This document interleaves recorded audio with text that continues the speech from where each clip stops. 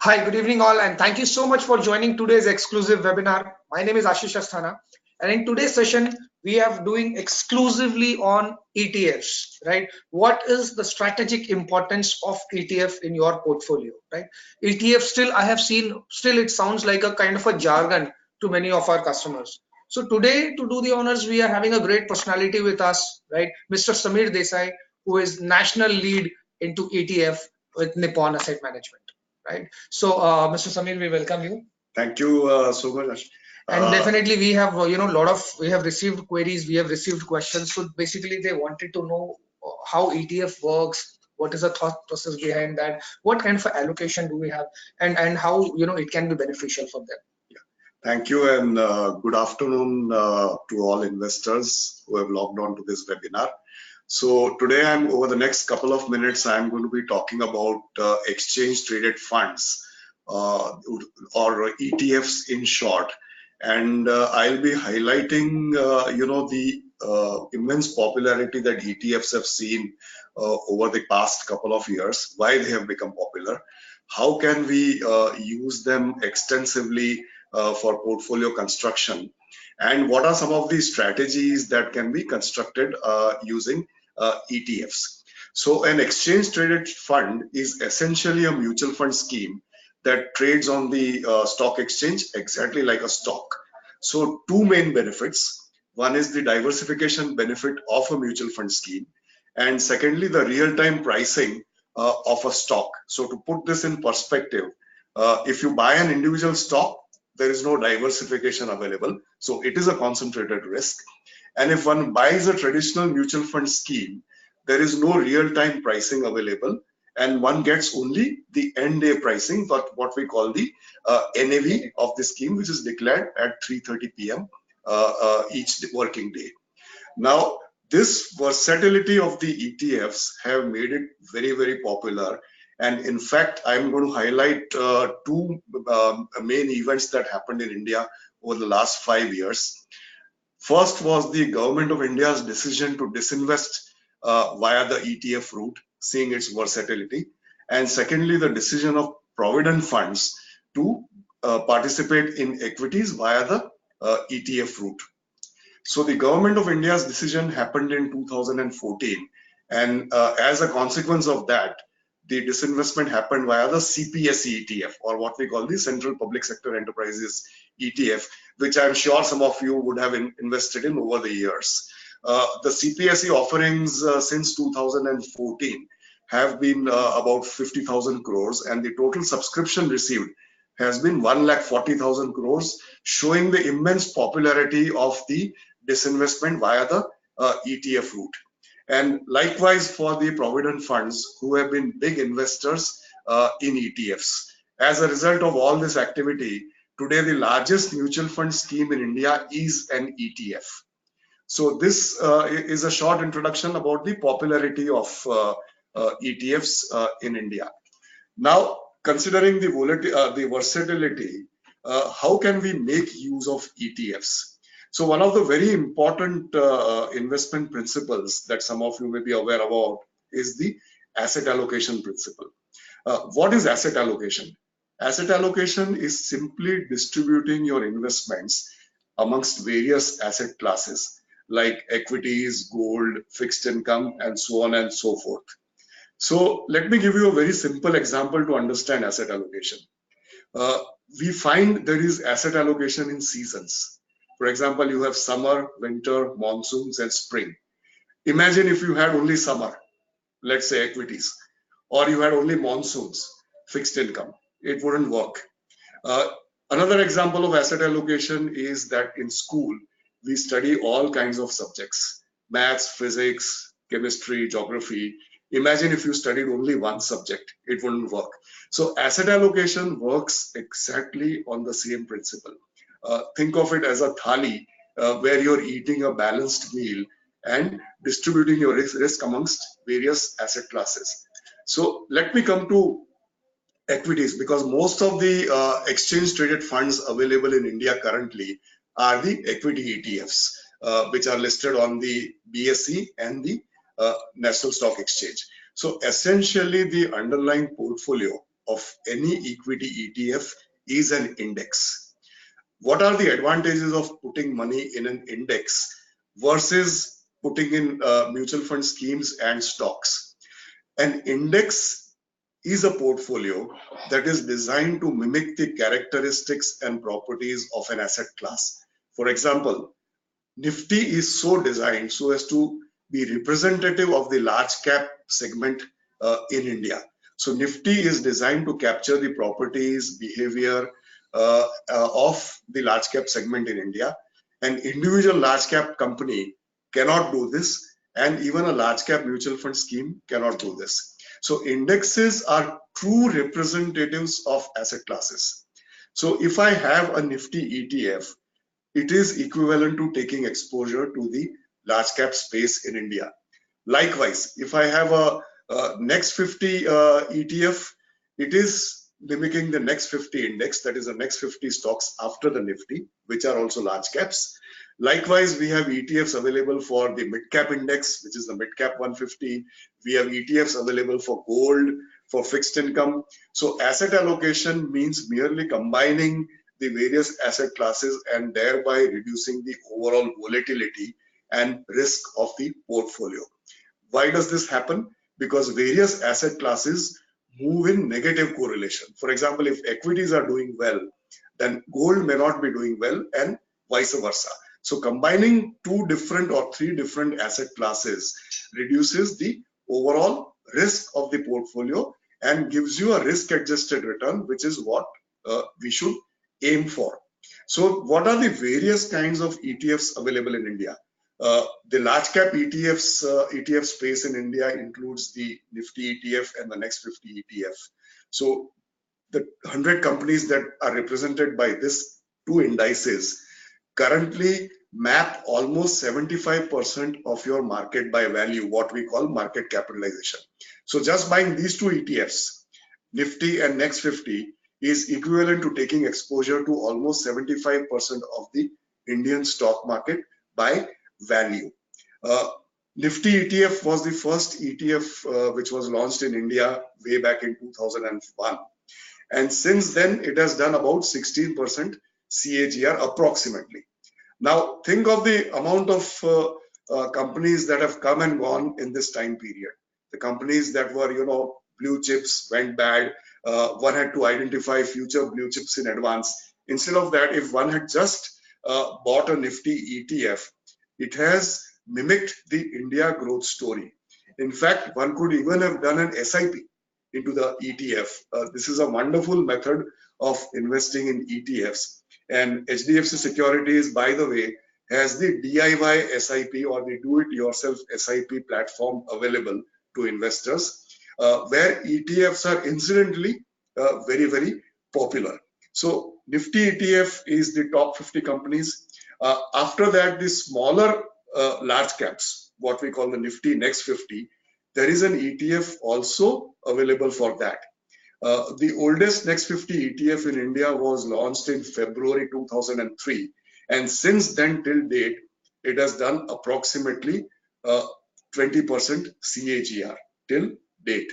So 16% CAGR, 20% CAGR, these are decent enough returns to plan your goals, to do long-term financial planning. And it is very difficult for any stock or any fund manager to consistently outpace the market or outguess the market rate of return as represented by the index. So index ETFs are a wonderful tool for constructing portfolios. Now, what are some of the strategies that one can follow using ETFs? So as I mentioned, asset allocation is very important. Another important strategy that one can follow is what we call the core and satellite strategy, where the core part of the portfolio can be invested in index ETFs simply because staying with the index will at least earn you the market rate of return. You may not be able to beat the index, but at least you will be with the market. And as I just mentioned, the market rate of return has also been decent enough to meet long-term financial goals. So there is no chance of underperforming when you are staying put with the index.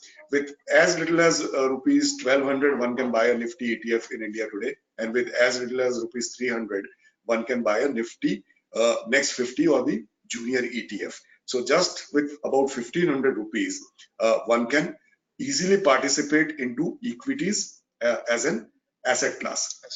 There are sector ETFs also available, like the bank ETF, the PSU bank ETF, the infrastructure ETF.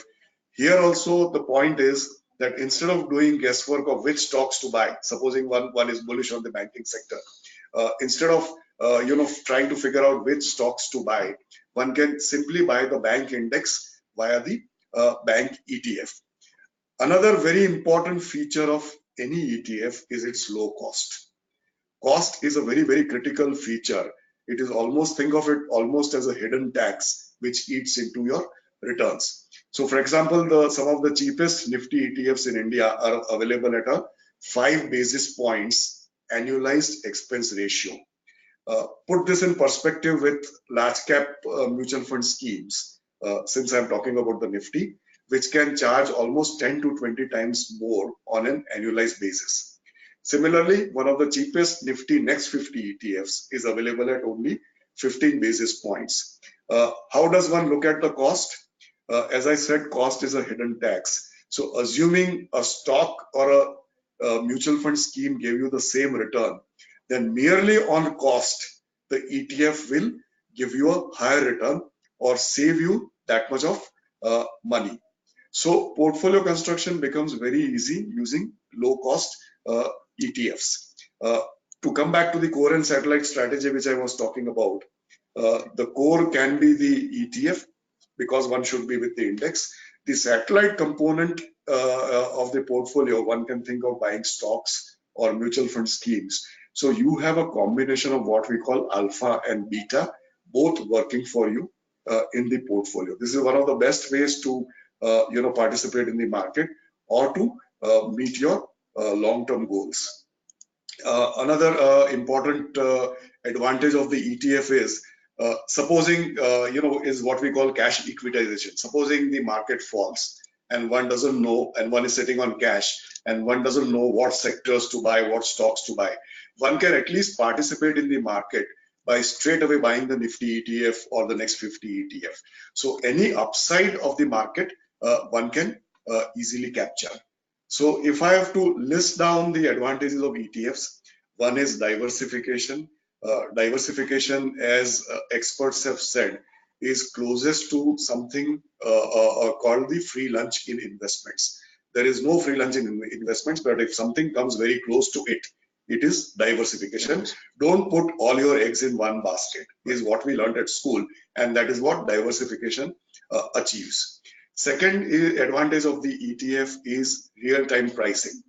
Because it trades like a stock and you buy it through your broking account, you can buy it anytime during the market trading hours at real-time indicative NAVs, as against mutual fund schemes which are available only at, or which are priced only at day-end NAV.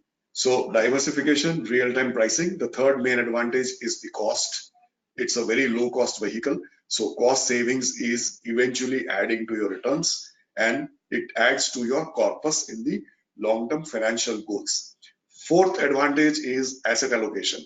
Since the underlying portfolio of an ETF is an index, and indexes are true representative portfolios of asset classes, combining various asset classes using low-cost ETFs is a wonderful way of reducing the overall portfolio risk and spreading your money between various asset classes. So these are the four main advantages of ETFs, and this is the reason ETFs have become very, very popular in India.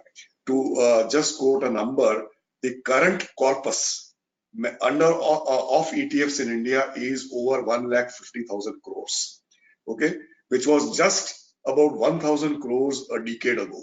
So this is the rapid growth of ETFs that one has seen in India over the last decade. Today, more than 70 different ETF schemes are listed on NSE and BSE, mapping various indexes and asset classes. So there are various kinds of equity ETFs available, gold ETFs, fixed income ETFs like the gilt ETF, etc., which are available and which can be used for portfolio construction and asset allocation. The same, I'll just spend a minute talking about the international scenario. We have seen the same thing happen internationally over the last 25 years. The first ever ETF was launched on the NYSE in 1993. And since that initial launch, today ETFs globally manage about $5 trillion of assets. No vehicle, no investment vehicle has grown as fast as ETFs. So considering these various advantages of ETFs, including the SIP facility that is available, I would urge investors to participate in equities and do asset allocation using ETFs. Thank you so much. That's really great, and a wonderful, insightful knowledge you have given, sir. So that I'm sure that the concept and the thought process is very, very clear with all our investors, right? And when it is a proven track record that if you see the last 40 years CAGR, as you have rightly mentioned, of Nifty, it's about 15%, right? So that itself signifies and proves. But the only questions I'm sure which investors have in their mind is, shall I go for it? That first step is required to our new set of investors, because we have millennials as well. We have few customers who are already doing, right? So this session we have exclusively kept for the customers who are unsure about it, and I'm sure this is given deep knowledge to all our investors, right? So we are open for Q&A, as I could see many questions coming in, how simplified it is for investing. So I'll quickly share my computer screen and I'll show how just in a couple of clicks you can set up your SIP, you can set up your DIY SIP, or even you can go for a quick SIP. All those three options we have. In the meanwhile, in your screen you have a question mark. I can just click on it, a screen will appear, type it up, and we will take your question, right? So you have to log on to our website, that's hdfcsec.com. That's how it has been displayed. Click on login option, enter your credentials, and that's how by default you get logged into Empowered Login Portal, right? So here you have a get code page. Directly you can type in here Nippon India ETF Junior Beast, right? And if you have searched before, by default, as per the recent history, it will pick up and it will show you. You can click on it. You can see that the current price of one unit would be it is 295.84, and other details are mentioned. So right from here, either you can click buy. If you already hold, you can sell, or you can set up an SIP, right? If you want to set up an SIP, you simply click on it, select whether you want to do it by amount or quantity, click on OK, enter these details, fill this up, how much amount you want to put, and you can simply click on confirm at the bottom. And the good part out here is that you can define the frequency, whether you're looking for monthly, whether you're looking for fortnightly, or you want to go for weekly, or even daily is available, right? If you are unsure about it, or you directly want to see the navigation part, then you can click on other products. Here you can see index ETF. All other details are displayed over here. Again, just type in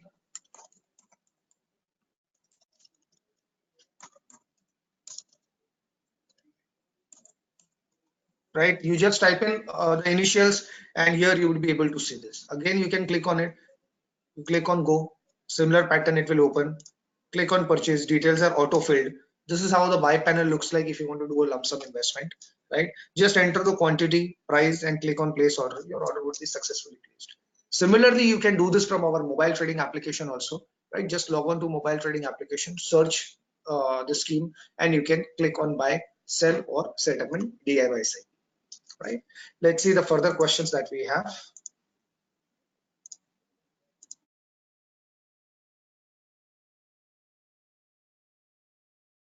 So this first question we are getting from Mr. Rahul is asking, please suggest a couple of options for investment in ETF via SIP route.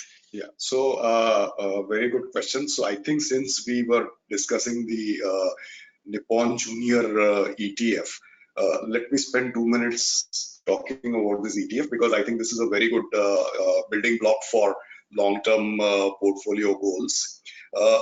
We call the Nifty Next 50 Index as the Nifty Incubator. So companies grow up and go to the Nifty. Okay. So it is almost equivalent to capturing Nifty companies in their infancy. True. So look at it this way. This is like a primary school.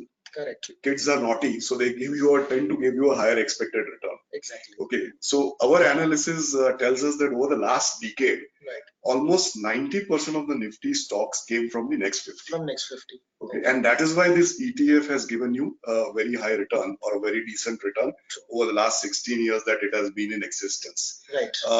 Some of this index is also very well diversified. Okay, it has currently some of the top holdings in this index are like SBI Life Insurance, HDFC Life Insurance. You have Godrej Consumer Products. You have Bandhan Bank, Indigo. So all these companies are, it's like capturing the Nifty stocks in their infancy. So I think this is a good product to go in for an SIP, long-term SIP. Right. And ETF is, I think, the only product where you can sign up for a 5-10 year SIP. Correct. Because you cannot do that with individual stocks because you don't know what will happen to individual companies. Sure. But with an index, you can easily do this. So lump sum or SIP, I think it's a good fit for long-term investments. That's right. And that auto cleaning happens. There is a cost effectiveness, which definitely, adds a lot of value. Sure. Great. So next question we have. Right. So the next question we are getting from Mr. Ashraf Hussain, an interesting question. He's asking, what is the cost difference if I buy ETF as a mutual fund scheme and directly through stock exchange? So when you are buying a ETF scheme through the stock exchange, you pay a brokerage, like you pay for stocks. Right. That's the cost when you buy an ETF on the stock exchange. Importantly, when you buy it on the stock exchange, you can buy a minimum of 1 share. Correct. Okay, if you want to buy ETF units through the mutual fund, there is a minimum creation size, okay, as defined by each mutual fund schemes, each asset management company. Each AMC. Okay, so for example, in Nifty Junior, if you come directly to the AMC, you will have to buy it in 10,000 units and multiples thereof. Okay. So currently, if the price is about 300, it is in multiples of 30 lakhs. Whereas on the stock exchange, you can buy a minimum of 1 share. Oh. Spread your buying throughout. Okay, so that's the important difference of buying it on the exchange and coming directly to the AMC. And at least I would add that at least the popular ETFs like Nifty, CPSE, Nifty Next 50, which is the junior, are fairly liquid. True. So liquidity is an important issue.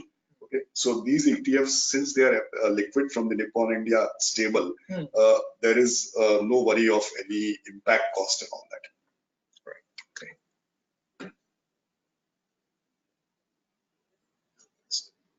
Okay, so next question we are getting from Miss Usha. She's asking, why is there a difference in returns of ETF funds? If all mimicking the Nifty, they all should have the same return, isn't it? Pretty interesting question. Yes. So again, I would say a good question. So if you have Nifty ETFs from various asset management companies, why is there a difference even though the underlying portfolio is the same? Is the question. I think the first important difference is the expense ratio charged by each asset manager for its Nifty ETF. I can say that in our case, we are one of the lowest price, about only 5 basis points on our Nifty ETF. Another parameter that adds to the difference is what we call the tracking error, which simply tells you how closely the ETF tracks the index. Again, we have one of the lowest tracking errors, 0.03% currently. Okay, so these are some of the parameters that decide the difference in the returns. And again, as I said in the last question, in the answer to the last question, liquidity is a very important parameter. Correct. So that's the third leg in the total cost over and above the expense ratio and the tracking error. If the ETF is not liquid, the impact cost will be very high. Correct. So that is an important parameter which should be taken in the comparison to identify the right ETF. Great. So considering the time constraint, we'll be able to take a couple of more questions. Few more, I think Ms. Shalini have also asked the same question, why there are the difference in what is it? We So we have already answered that, right? Yes. So a few more questions we are getting in terms of they have joined in late, they have missed out the earlier part, can they watch recording? So yes, of course you can watch the recording. The recording would be uploaded on the same registration link after an hour's time. The only thing is that when you open that link, do not open in the GoTo app, because app is to watch live webinar so that you can interact and you can put questions to us. So just open it in your mobile browser. If you're watching it from mobile, open it either in a Google Chrome or in a Safari. If you're using a PC or a laptop, then you can simply click on the link and you can access it anytime, right? However, it would be also available on our YouTube channel very soon. So if you haven't yet subscribed to our channel, you can go to YouTube, type HDFC Securities, and you can subscribe to our channel. And of course, in the playlist of webinars, you can see the earlier webinars that we have already done. It is recorded and stored it for you, right? Let's see the next question. So this question is asked by Mr. Rahul Vandal. He's asking, are CPSE ETF and Bharat 22 ETF a good option for investment? So if one wants to participate in the disinvestment program of the Maharatna and Navaratna companies of the government of India, certainly the disinvestment ETFs are good options. Especially, for example, in the CPSE ETF, one of the very important features is the high dividend yield. These companies give a very high dividends compared to the Nifty or the Next 50. For example, the dividend yield of the CPSE index is close to 5%, compared to just about 1.2% of the Nifty. Additionally, whenever the disinvestment tranches are announced by the government, during the tranche period, the government offers a discount to investors. So some of these features make the disinvestment ETFs very, very attractive to invest in. Great. So that's all for now, viewers. Thank you so much for joining in, and stay tuned on this space every day at 4:15. We are coming up with some interesting topics for all of you. Again, depending upon your feedback. If you have any further session you want us to keep it on, just ping us on our send an email to us, and we will be definitely looking up to it. Right. So thank you so much, Mr. Desai, for joining us, and it was a wonderful session we had. Thank you so much. Thanks. Bye bye.